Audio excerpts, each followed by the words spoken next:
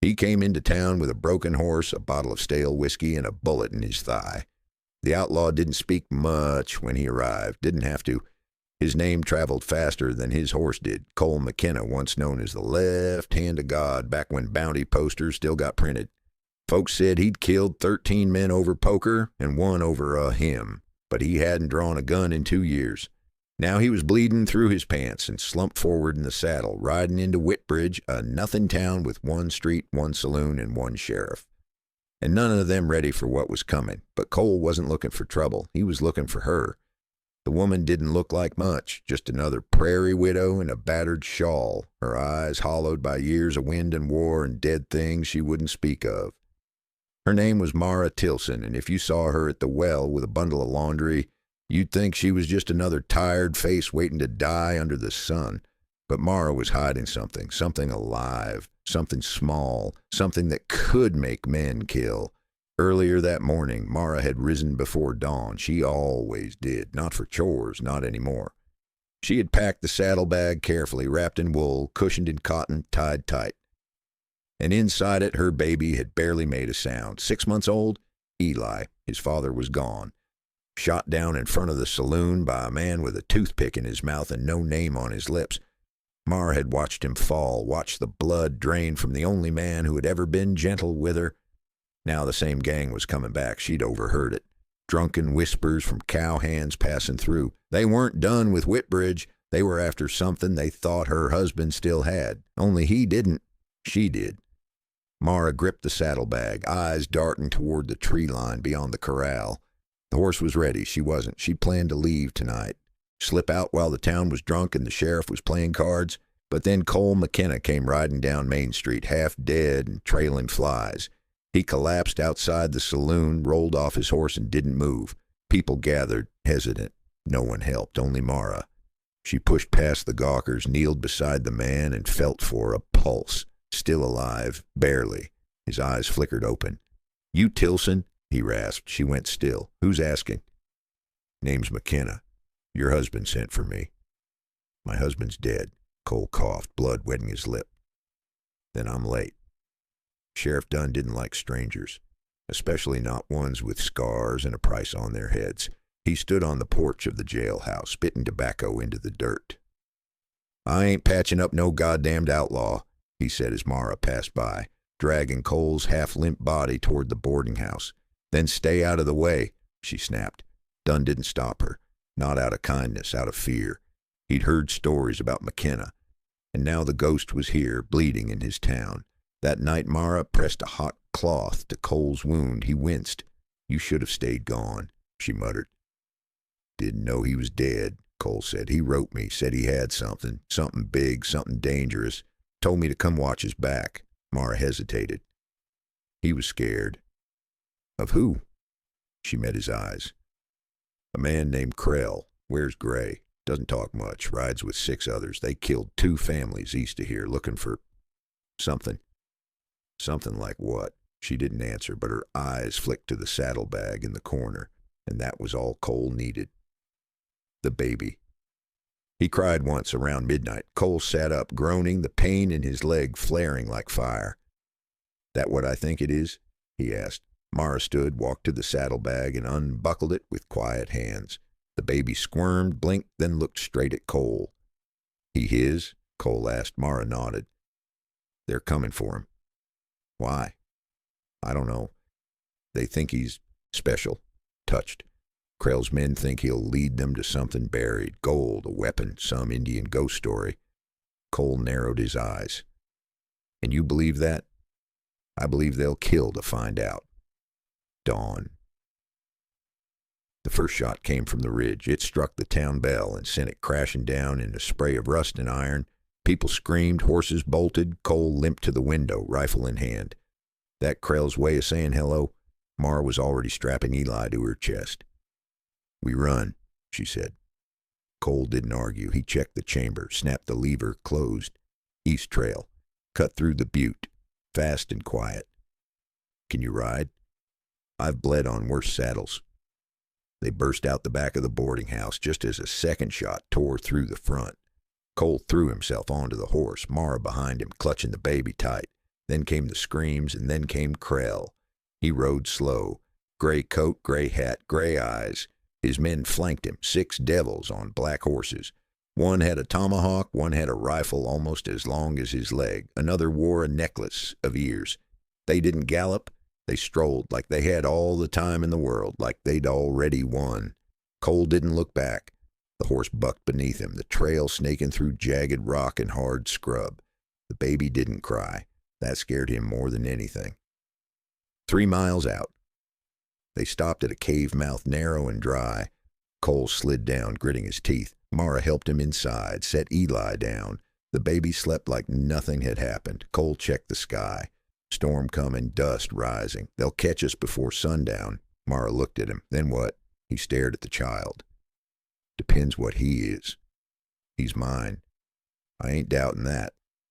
Then you help me. Cole's voice dropped low. I already am. Back in town, Sheriff Dunn faced Krell with a trembling hand. You just passing through? He asked, trying to sound casual. Krell smiled. It wasn't a kind one. Looking for something, he said. What's that? Krell dismounted. He said nothing, just reached into his coat and dropped something in the dirt. It was a baby's sock, covered in blood. The cave was dry, dark, and forgotten, an old smuggler's hideout, once used by whiskey runners, now just a hollow in the stone. Cole McKenna leaned against the wall, jaw tight, blood leaking through the cloth wrapped around his thigh.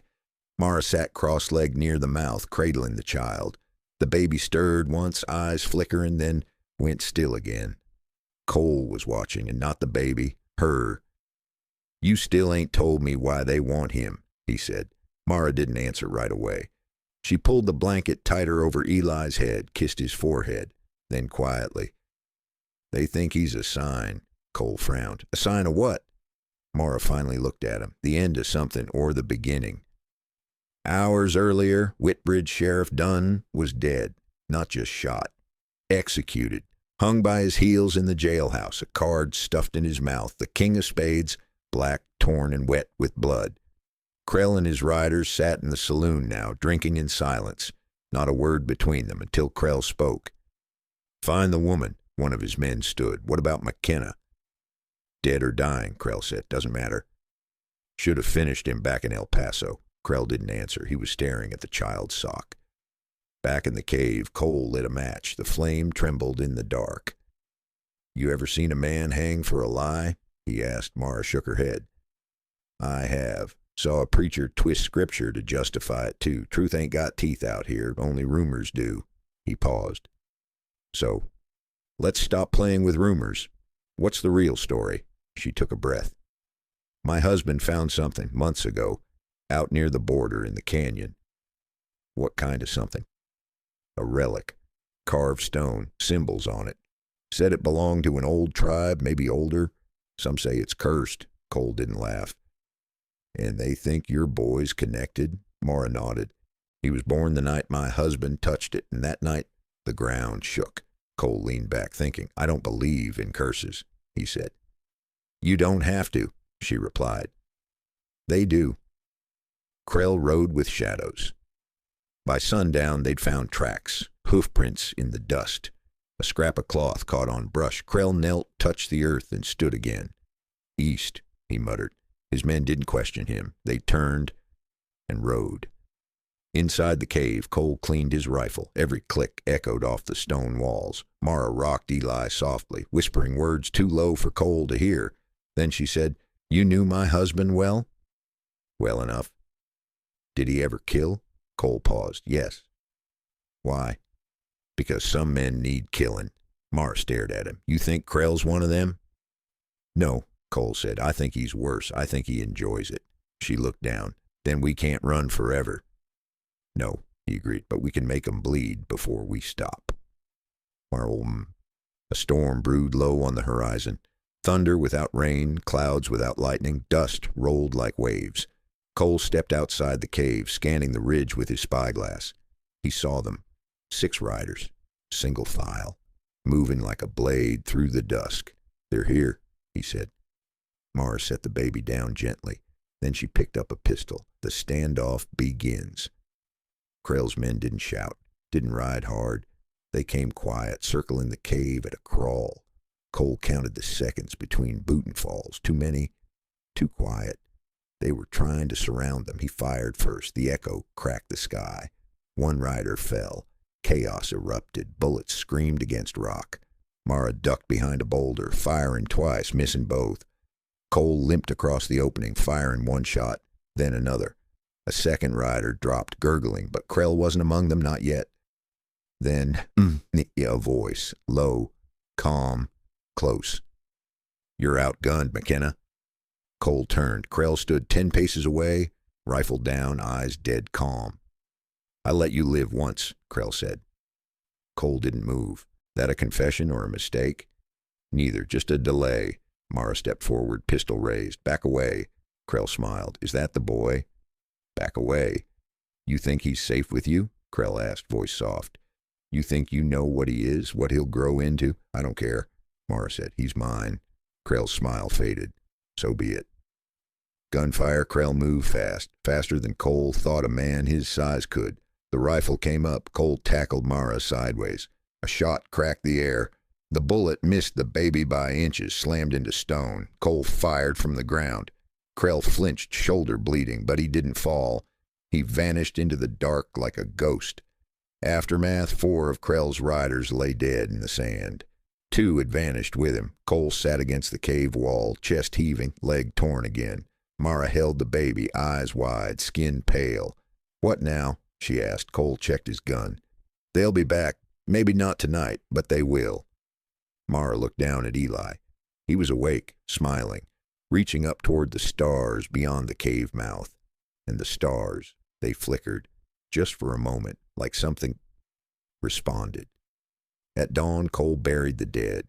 He did it slow, one-armed, limping, teeth clenched. No prayers, no ceremony. Just 6 shallow graves marked with boots and blood. Mara watched from the mouth of the cave, baby on her hip. "You don't have to do that," she said. "Yeah, I do," Cole muttered. "Why?" He shoveled another heap of dirt.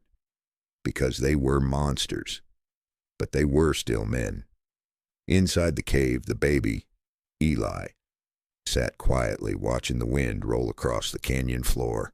The boy hadn't cried once, not during the gunfire, not during the burial, not when his mother's hands shook trying to change his wrappings. He just watched, wide-eyed, waiting. Back in town, Krell's last 2 riders returned without him. They carried no wounds, only silence, and a bag of scorched earth tied shut with sinew. They dropped it at the feet of a Navajo elder who'd been waiting in the alley behind the saloon. She opened it, smelled the ash, didn't speak for a long time. Finally, in a voice cracked from age, "He's awake." The riders looked at each other. "Who?" The woman looked to the east. "The child."